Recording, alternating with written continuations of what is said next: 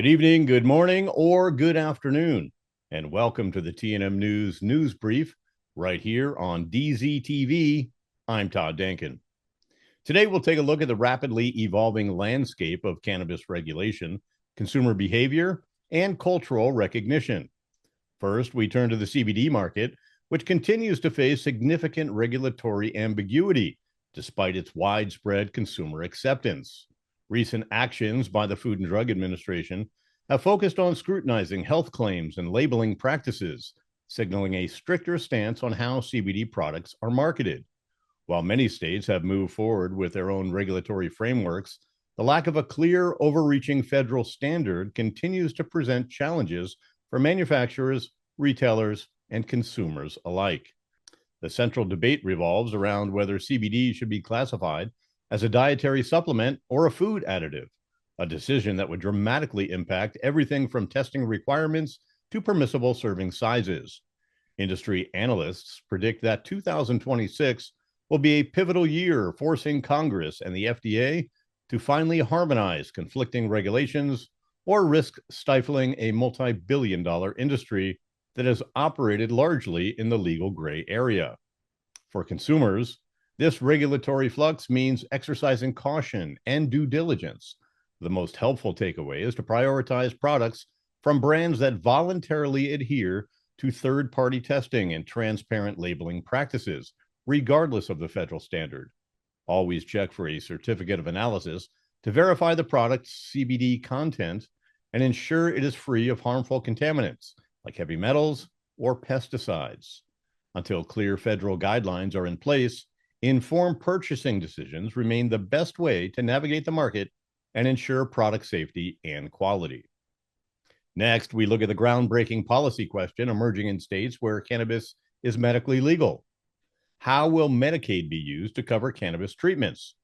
As research increasingly validates the use of cannabis for chronic pain, seizure disorders, and palliative care, state legislators are facing pressure to mandate coverage. Currently, federal law classifies cannabis as a Schedule I controlled substance, prohibiting federal programs like Medicaid from explicitly covering it. However, some states are exploring creative workarounds, such as establishing a state-funded compassionate care program or defining cannabis-derived medications differently from botanical cannabis. The challenge lies in navigating the inherent conflict between state medical acceptance and federal prohibition. Advocates argue that excluding cannabis treatments from Medicaid is an equity issue, denying low-income patients access to proven form of relief. This debate is poised to intensify, potentially setting up a legal clash that could challenge the federal scheduling status of the plant.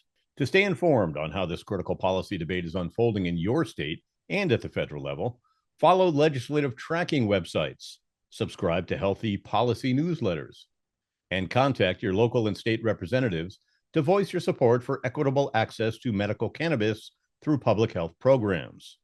Your engagement is crucial as states determine the future of coverage for low-income patients. Moving on to cannabis culture, we examine the dynamic consumer trends reshaping the legal cannabis market. Gone are the days when flower was the only major segment. Today, consumers are demanding and driving innovation in concentrated forms and edibles. The data shows a significant surge in demand for microdosing products, low-dose edibles, and tinctures designed for therapeutic benefits without intense psychoactive effects. This trend reflects a broader consumer base, moving beyond traditional recreational users to include professionals and older adults seeking wellness solutions. Additionally, the focus on terpenes, the aromatic compounds in cannabis, is reaching new heights. Consumers are increasingly sophisticated, looking beyond simple indica or sativa labels to select strains based on specific terpene profiles like limonene for mood uplift or myrcene for relaxation. This shift indicates a move toward highly personalized, effect-specific consumption, forcing product developers to invest heavily in scientific analysis and precise formulation.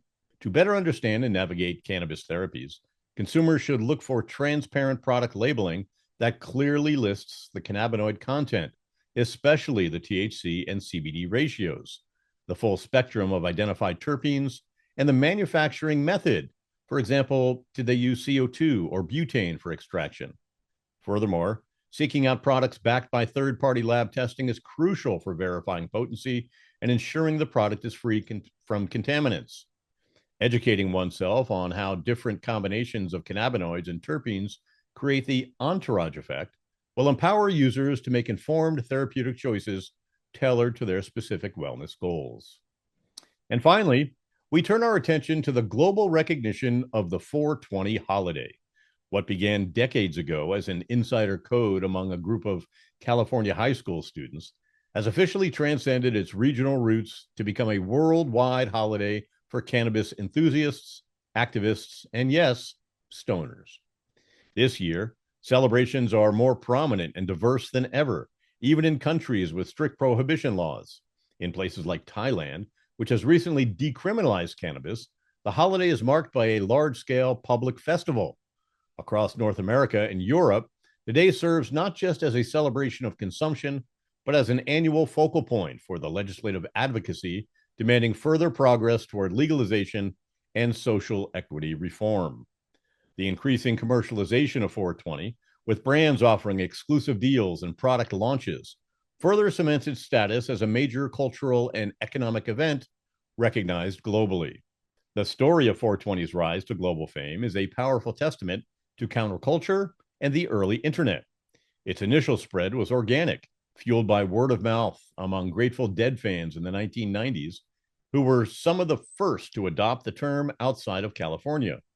The real acceleration, however, came with the advent of online forums and digital communication, which allowed the code to travel instantaneously and globally. Why did it catch on so universally?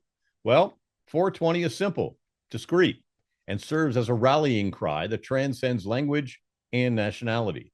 It provided a secret handshake for an often marginalized community.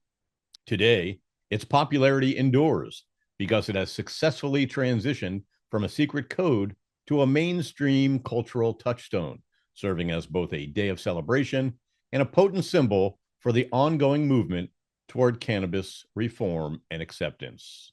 So happy 420 to you. And that's all the news we have for today. I'm Todd Denin with TNM News, now airing on DZTV. I'll see you next time.